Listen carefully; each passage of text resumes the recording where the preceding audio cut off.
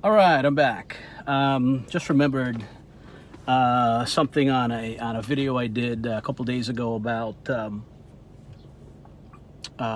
working out and doing high intensity lifting and following up with a pump.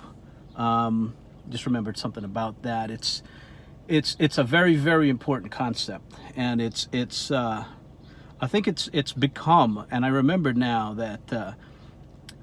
It's what Arnold and many of the guys from the classic days of bodybuilding referred to as chasing the pump, right? It's that important. It has become that important. Everyone understands that concept now.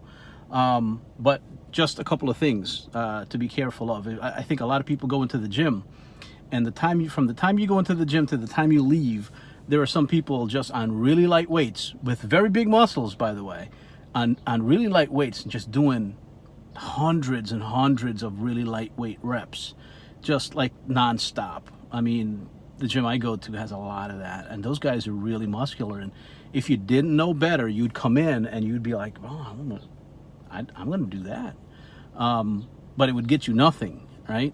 You'd be like, "Well, if you were to go by the advice I'm giving you, you'd say, but those guys are chasing the pump, aren't they? By doing just a lot of reps with the light weights, you will get a pump, will you not? Yes, but what you got to understand is the people doing that, who do only light weights and only chase the pump, they can do that because they are taking stuff that will allow them to grow, right? With just that type of working out. But if you're a natural lifter, that will not help you alone. That will only burn fat, right? That will only burn fat, that type of exercise. You've got to, break the muscle down first and then chase the pump, right? For a natural lifter, even Arnold and those guys, they knew better, right? Those guys, Arnold and in his days only took a little bit, right? Nothing close to what the guys take today in terms of steroids, right? And he knew that all you needed was that little extra to get you over the bump. But I think by the end of his career, he had taken a lot, right? He was taking quite a bit, right? Because for you to upkeep that type of muscularity, you have to. So that being said, back to what I'm saying, lift heavy first.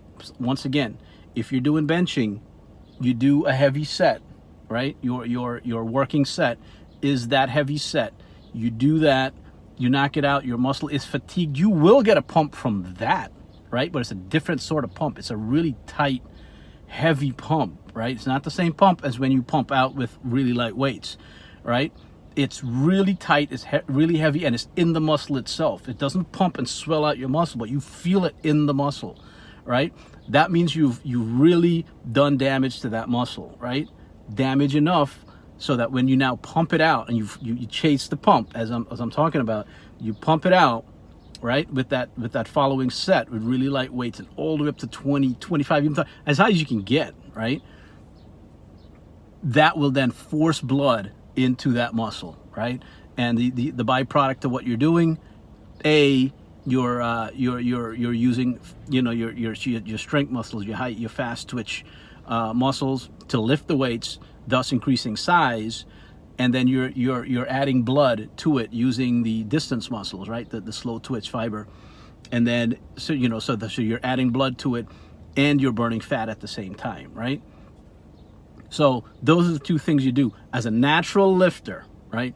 Don't go in there and start lifting light and say, well, if the point is to chase the pump, then I'm just going to go in there and chase the pump. There are people who do that, but it won't help you if you're a natural lifter. If you're taking stuff, that's all they need to do. But natural lifters have to, force your muscles to produce testosterone, right, with heavy lifting, and then, and that will at the same time break down the muscle, and the testosterone produced will help fix it, right, rebuild it, and then the light set with a lot of reps will get you the growth hormone needed. Those are the two pathways I have always talked about that grow muscle, right? Testosterone and growth hormone. And by doing that exercise in that way, heavy, low set, and then light, high rep, those will get you those two pathways to grow muscle, right? But you have to do both, right? You can't do one. Because the thought came to me, I came in there today, and there are some people that they never lift heavy. They always lift light, and they always doing shaping exercises. They go in there, they're doing, one arm pull downs with like 10 pounds, and they're pulling like 30 reps of it, and they never lift heavy. And I'm just like, you know what? I guess I should talk about that today. I always lift heavy. I have to. If I didn't lift heavy, I would have no muscles whatsoever, because I started from a skinny person.